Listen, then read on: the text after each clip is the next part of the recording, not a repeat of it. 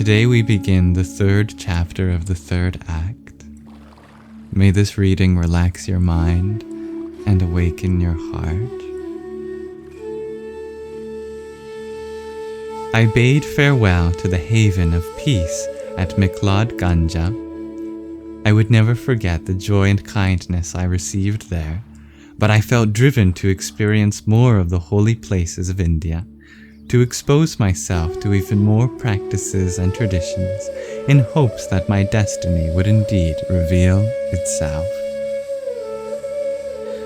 From Pathankot, I took the train south to the state of Haryana, disembarking into Kurukshetra, the place where the Bhagavad Gītā was first spoken, and one of the holiest places in India. As I left the station, lugging my bag of spiritual books, I could hear from a nearby temple the Sanskrit verses of the Bhagavad Gītā being recited through a crackling speaker. Here, I immersed myself in reading the words Krishna spoke to his disciple Arjuna, who was about to shrink from his calling in the face of insurmountable obstacles. The Gita had been spoken on a battlefield because life itself is a battle, where evil perpetually attacks good and our sacred ideals are destined to be tested. We would all be confronted by grave dangers and fearsome demons within and without. There was much to be gained from facing these aggressors with integrity and faith. Krishna's timeless call culminated in the practice of selfless devotion, determination, and spiritual absorption as the means to access power beyond our own to overcome all fear, the power of God's love. In that sanctified place, the Bhagavad Gītā's message penetrated me so deeply that I felt as if Krishna was personally speaking to me on each page. I read several chapters every day, poring over my little Gita press copy of the Bhagavad Gītā, which was printed on cheap paper and bound in a white cardboard cover.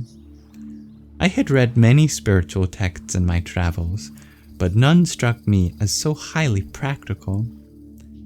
Reading the Bhagavad Gītā under the very banyan tree where Krishna originally spoke to Arjuna, I was struck by how powerfully it revealed the science of self-realization beyond sectarian or historical boundaries. It elucidated such intricacies as how the soul is related to God, how that changeless soul is affected by material nature, how karma, the natural law of action and reaction, affects all of us, and how the imperceptible influence of time acts on creation. As a lonesome wanderer seeking truth, where danger, temptation, and fear could pounce on me at any moment, the Bhagavad Gītā became my handbook on how to live. After a few days, I left Haryana, and while I was traveling on a train winding through the Indian plains, we stopped for some time at a station. There I witnessed an ugly event. I saw a teenager being slandered and beaten by his employer on the platform. The teenager neither raised a finger nor said a word and was quickly dragged away. I asked a nearby college student what was happening. Shaking his head, he replied, "Because he was born in a lower caste, he's like a slave. Likely he will not be given opportunities for a proper education or to marry anyone outside his suppressed caste, and he will work slave labor for life." I know, I'm from a similar background, but I'm lucky. The government is fighting against these injustices, and most educated, cultured, or socially minded people are battling against it as well, but it is still quite deeply ingrained in the minds of many. He explained to me that this caste system was actually a gross perversion of an ancient scriptural teaching, the Vedic varṇāśrama, which teaches that just as the human body has a head, arms, belly, and legs, and each limb is meant to perform its function for the benefit of the whole body, in the social body, one is taught to accept responsibilities for the social and spiritual benefit of oneself as well as everyone in society, according to one's natural inclinations and skills. The Vedic varṇāśrama was meant to encourage, empower, and unify everyone. However, he concluded, this concoction of caste by birth and exploitation of the lower castes has corrupted a beautiful system. My thoughts traveled back to the suppression of racial and religious minorities in America and Europe. I reflected sadly on how the tendency to cultivate superiority and exploit others takes many guises, expressing itself in society, politics, philosophy, or even religion. It was becoming increasingly clear to me that I needed to follow a particular path if I wanted to truly know God, but I worried that such a choice could lead to narrow-mindedness.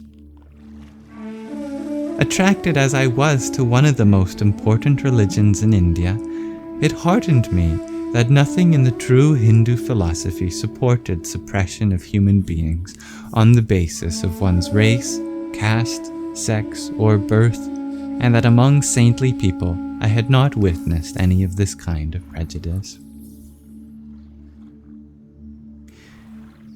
In the beautiful Kulu Valley, in the state of Himachal Pradesh, I wandered through miles of pristine nature.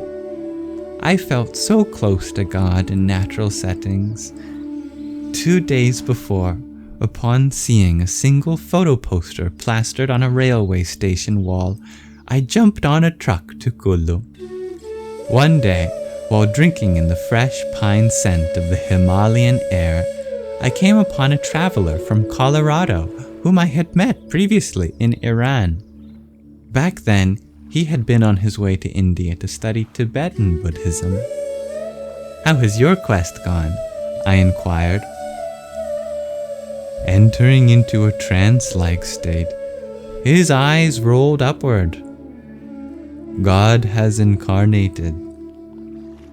His eyelids fluttered and voice quivered. I was blinded by the divine light by the mere touch of his finger. Rushes of ecstasy thrilled my limbs. Divine music filled my ears.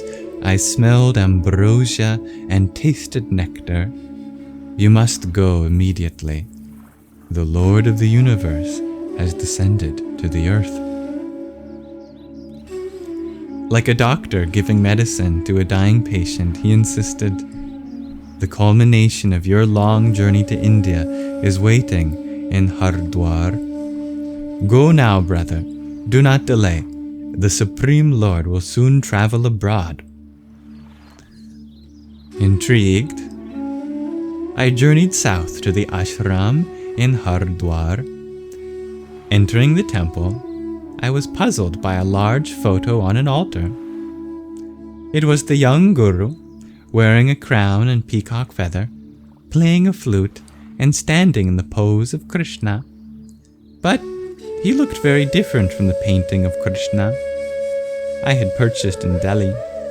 As my friend from Colorado had done, his disciples approached me and swooned. The merciful Lord has come in the past as Rama and Krishna. Now he has come again. When Guru Mahārājī bestows the knowledge, quote-unquote, he opens your divine eye and you will know him as the Lord of the universe. As Guru Mahārājī would soon be leaving for his first trip abroad, his disciples hurried me onto a bus to New Delhi. Back in New Delhi, hundreds of Guru Mahārājī's disciples crowded the ashram grounds, waiting to get a glimpse of him. I sat in a corner and watched. An elderly disciple struck up a conversation with me and then introduced me to a group of Mahatmas, a title for those empowered to bestow Guru Mahārājī's quote-unquote knowledge. The Mahatmas decided that I must meet Shri Mataji, the Holy Mother of their Lord. She sat on a cushion surrounded by admirers who whisked her with yak-tail fans and listened to her every word. To my surprise, she decided that I must have a private audience with her son before he departed, so a Mahatma escorted me to his room. Guru Mahārājī was a boy of only 13 years old, slightly pudgy with hair neatly parted on the side. He introduced himself as Prem Rawat and explained that he was the successor of his father, Shri Hansji Maharaja. From amid the bustle of disciples, Guru Mahārājī brought me to a rooftop for a private meeting. There, away from the crowd, we paced together back and forth while he asked many questions about my life and described his forthcoming trip, his first abroad. When he asked if I desired to take initiation into the quote-unquote knowledge, I explained to him, as I had to previous teachers, that I was careful about making such a commitment. As we conversed on the rooftop, the crowds below anxiously awaited him. Just then a Mahatma poked his head onto the roof and announced that the time had come to leave for the airport. Guru Mahārājī quickened his step. "I must go. If you ever decide to receive the knowledge," he said, "you may come to me personally, in India, America, or London." With thousands looking on, we came down the stairs. I stepped to the sidelines as Guru Mahārājī, with much fanfare, blessed his flock and departed by car. Watching from the background, I was grateful for his attention and believed he could be an accomplished yogi, perhaps from a past life. But when I looked inside myself, there was no inclination to accept him as Krishna, the Supreme Lord of the universe. Who God is, I thought, is a serious subject, not to be taken lightly. During the course of my travels, I had become quite attached to the spiritual books I carried. I had gradually gathered a small library in a cloth bag. Except for this heavy bag of books, my only possession was a begging bowl and a branch used as a walking stick. Many times I considered reducing the weight of this burden, but every time I looked through the books, trying to decide which ones to give away, I found I could not part with a single one. Among them were the Bhagavad Gītā, Bible, Upanishads, Autobiography of a Yogi, books on Buddhism, one by Shankaracharya, and the Krishna book personally given by Srila Prabhupada. Because each one was special to me, and I worried I might never find it again, I lugged this bag of books wherever I went, often exhausted from the load. Now, near Connaught Circus in New Delhi, I set the books down on a street corner. Auto rickshaws zoomed by, spewing trails of black diesel smoke. Cars jammed the street, each trying to squeeze ahead of the other. Bicycle rickshaws, hand carts, and ox-driven bullocks moseyed by, while battered trucks blared their horns and blasted out clouds of carbon monoxide. Amid it all, I waited for the traffic light to turn green. Suddenly, a man stormed at me, grabbed the back of my neck with a vice grip, and stuck a metal stick into the hole of my ear. He gouged me deeply, scratching away painfully. I shivered. Who is this man? What was he doing? Would he puncture my eardrum? He kept gouging, and I was totally under his control, afraid to move. Next, he released my neck, yanked the metal out from my ear, and held it up for me to see. Attached to his stick was a big lump of earwax. I was delighted. as I could hear better than I had in years, at least in one ear. But I had nothing. He bargained, but to no avail, leaving me with a dirty ear. I couldn't believe it. I had no idea how filthy my ear had been until I felt what it was like to have it clean, especially compared to the other one. With a rueful smile, I drew a parallel to the spiritual journey. Perhaps, I thought, the dirty wax of egotism accumulated in the heart prevents us from clearly hearing the Lord's voice within. A guru with the stick of knowledge cleans our hearts. It's really ugly to see what may come out, but by following patiently, we keep cleaning. Another lesson I took from this experience was this. Sometimes the Lord gives us a free sample of religious experience, but for more we must pay a price with the currency of sincere dedication to the process of cleansing. My hearing was now like an unbalanced stereo system. I knew I had cleansing still to do, and on many levels I waited on the street corner until the traffic light turned green. But when I reached down to lift my bag of books, it was gone. I was frantic. I searched the 4 directions, running here and there, asking everybody around, but to no avail. I had to come to grips with the reality that my books had been stolen. Standing on that corner, I lamented. These precious books enlightened me with knowledge and inspiration. They were an irreplaceable treasure in my life. I received them from the benevolent hands of my teachers. My precious wealth had been ripped away. Terribly sad, hopeless of their recovery, I walked away. After taking a few steps, I had become aware of how easy it had become to walk. The heavy burden that had troubled me for so long, the bag of books, was gone. Just as suddenly as I had felt despair, I felt liberated. Almost skipping, I again reflected. The nature of the mind is to interpret non-essentials essential. The mind creates artificial needs, believing it cannot live without them. In this way, we carry a great burden of attachments throughout our life. Attachment is itself a great burden on our minds. We may never understand the extent of the burden till, like my books or the earwax, we're free of it. But if we find joy within, we can live a simple life, free of endless complications. I had begun to develop an attachment to finding the right path and teacher by my own will. Paradoxically, I now understood that in order to truly find what I was seeking, I needed to be detached and sincere.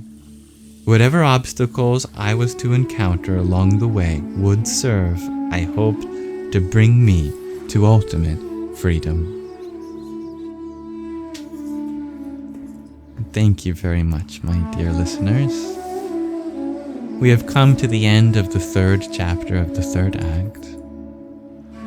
We shall continue our journey next time with the 4th chapter of the 3rd act. I invite any insights or reflections that you may have. Namaste.